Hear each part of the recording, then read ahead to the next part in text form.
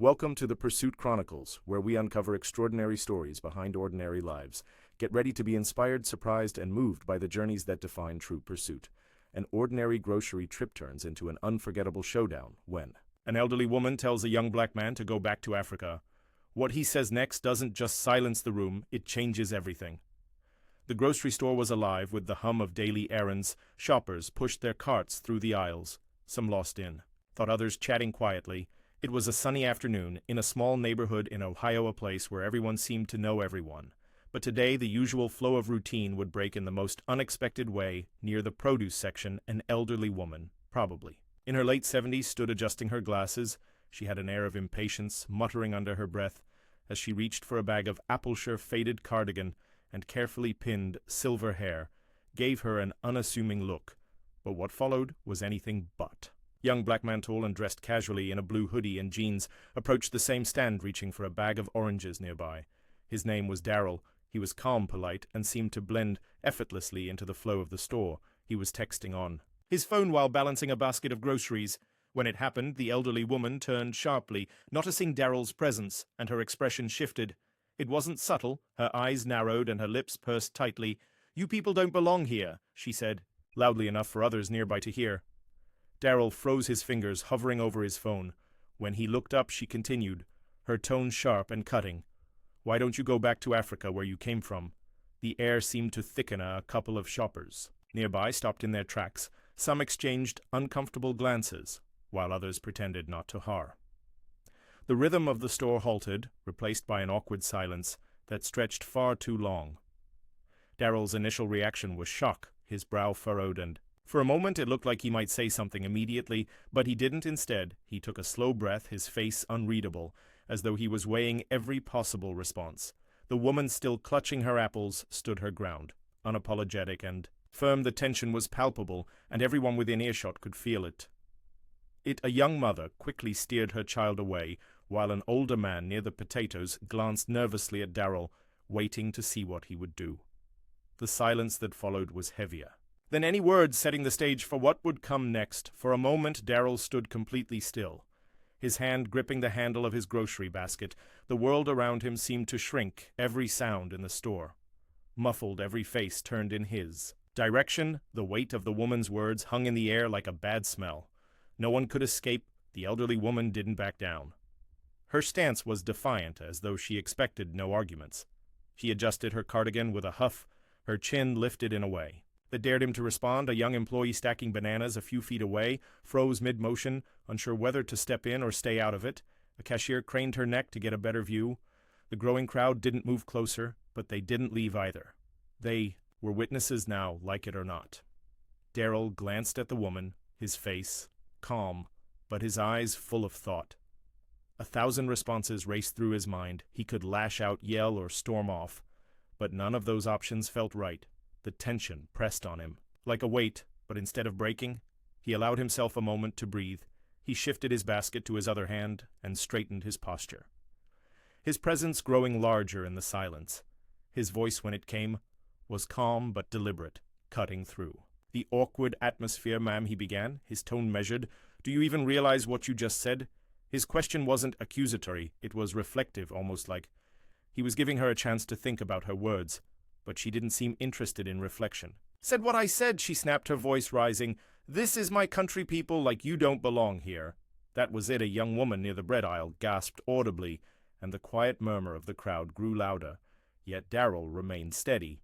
He didn't raise his voice, he didn't take a step closer. Instead, he let the pause stretch, giving her words a chance to settle into the ears of everyone around them. "All right," he said, finally nodding slowly. His calmness was disarming, almost unsettling in its strength. "Let's talk about that since you brought it up." The room held its breath, waiting for his response. The storm was coming, but it wasn't the kind anyone expected. Darrell shifted his weight, setting his basket down on the floor. With deliberate care, his calmness felt like gravity pulling everyone close, even those pretending not to listen. He fixed his gaze on the elderly woman, not with anger, but with a kind of quiet determination that made her shift uncomfortably. "You said I don't belong here," he began, his voice steady but firm, "but let me tell you something about where I come from." His words carried weight, each one spoken like it had been carefully chosen. "My great-great-grandfather was born in Mississippi," he said, pausing just enough to let the words sink in. "Was a sharecropper working land he didn't own, breaking his back so his kids might have a better life. His father, he was a slave, kidnapped, beaten, sold like property. And for what? To help build the very country you're standing in." The woman's lips tightened, but she said nothing. The crowd, however, was transfixed. A man near the dairy section, who had been glancing at his phone, put it down entirely. An older couple whispered to each other, but didn't look away. "My grandfather," Darrell continued, his voice gaining strength, "fought. In World War II, fought for a country that sent him overseas to risk his life only to treat him like dirt when he came back, couldn't sit at the same counter, couldn't drink from the same fountains, but he stayed, you know why, because he believed in this country's promise even when it didn't believe in him." A hush fell over the room. Even the hum of the refrigerators seemed quieter now. "And my parents," he went on, his tone softening but losing none of its intensity, "they fought too, not with guns or fists, but by working every day, raising me to believe in kindness, respect, and hard work. My mother's a teacher. She spent her whole life helping kids, no matter what they look like. My father, he's a mechanic, the kind of man who'd stop on the side of the road too. Help someone like you if your car broke down." He let the words settle before continuing, his eyes still locked on hers. "So you're telling me I don't belong here? That I should go back to Africa?" He shook his head slightly, his voice now carrying a hint of sadness. "Mom, I am as much a part of this country as you are, maybe even more, because my family paid the price for it in blood, sweat, and tears." The elderly woman's face flushed, her hands trembling slightly as she clutched her apples. She opened her mouth, as if to respond, but stopped, her words catching in her throat. Darrell took a step back, his composure unshaken. "I could have walked away," he said, addressing the entire crowd. "Now, but what good would that do? Ignorance doesn't get better in silence. It's up to all of us to be better than this, to be better than words like those." The weight of his words lingered. The story wasn't over yet. The crowd's reaction would speak louder than anything else. The silence after Darrell's words was almost deafening. For a moment no one moved. The elderly woman's face was a patchwork of emotions, anger, embarrassment, and something deeper, something that looked almost like shame. She glanced around the crowd as if searching for an ally, but none came. A middle-aged man with a baseball cap stepped forward. "He's right," the man said, his voice breaking the quiet. "We've got to be better then." His words seemed to break a spell. An older woman near the frozen foods aisle nodded. "My dad fought in that same war," she said softly, her voice trembling. "He always said the only color that mattered was the red on the flag." The murmurs began to grow. Young cashier, no older than 20, called out from her station. "I've never seen anyone handle something like that so gracefully. Thank you." The elderly woman, now visibly flustered, clutched her cart tightly. She didn't apologize, but the fire in her eyes had dimmed. Her voice, when it finally came, was quieter, almost pleading. "I didn't mean—" she started, but stopped herself. Darrell turned back to her, his expression softer now. "It's not about what you mean," he said gently. "It's about how it came across. Words matter. Actions matter even more." A man from the deli counter clapped, slowly breaking the tension.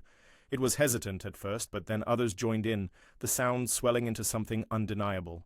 People clapped not just for Darrell's words, but for the courage it took to confront hate with dignity. The elderly woman looked around one last time, her face pale, before quietly wheeling her cart toward the exit as she walked away.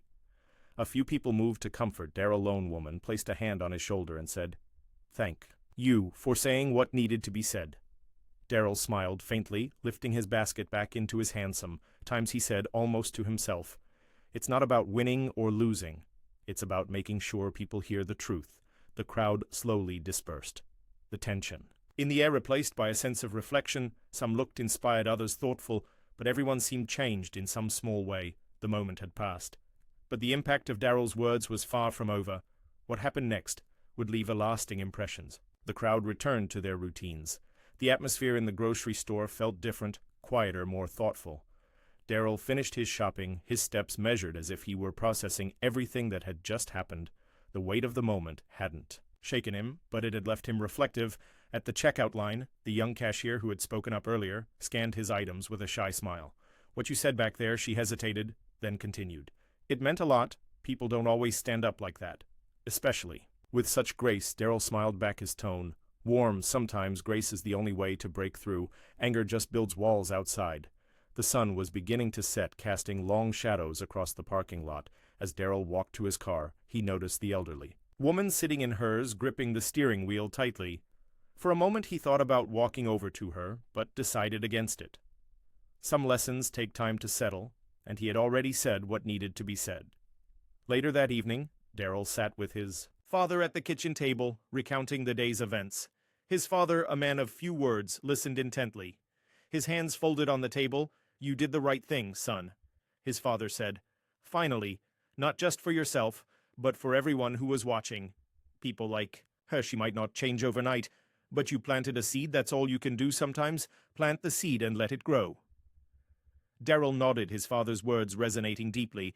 He realized that, while the encounter had been uncomfortable, it was necessary. Ignorance doesn't change unless it's confronted, and silence only allows it to fester. Across town, the elderly woman sat at her dining table, staring at the untouched plate of food in front of her. Daryl's words replayed in her mind, each one cutting through the armor of her assumptions. She thought of her own grandchildren, of the world they were growing up in. And for the first time, she felt a pang of something unfamiliar doubt in the days that followed. The story of what had happened at the grocery store spread through the neighborhood. People talked about Daryl's response, his courage, and the dignity with which he handled the situation. It became more than just an incident.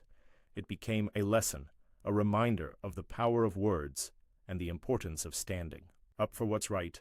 Daryl didn't seek attention for what he'd done, but his actions rippled through the community in ways he hadn't expected. Strangers approached him with gratitude, sharing their own stories of prejudice and resilience. His quiet stand had sparked conversations that had long been avoided. The elderly woman, too, began to change. It wasn't immediate, but she started to question the beliefs she had held for so long. She didn't know if she'd ever see Daryl again. But if she did, she hoped she'd have the courage to apologize. Moments like these remind us of the power of kindness, strength, and truth in the face of ignorance. They teach us that standing up doesn't always mean shouting. It can mean speaking calmly, with conviction, and letting the truth do the rest. To everyone watching, let this be a reminder: your words and actions matter. They can hurt or they can help, they can divide or they can unite. If this story moved you, don't forget to like, subscribe, and share. Together we can spread messages of hope, courage, and understanding to create a better world. Thanks for joining us on this episode of the Pursuit Chronicles.